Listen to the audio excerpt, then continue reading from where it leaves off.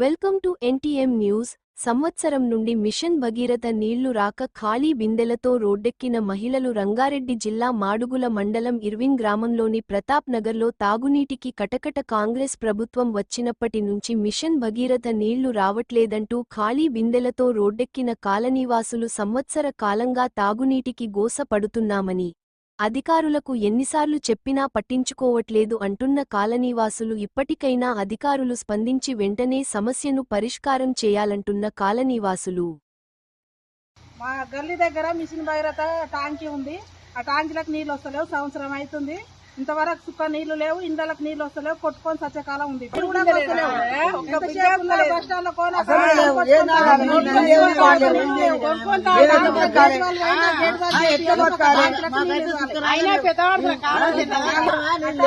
Gate వాళ్ళు లేదు. Gate వాళ్ళు పోయింది. అదే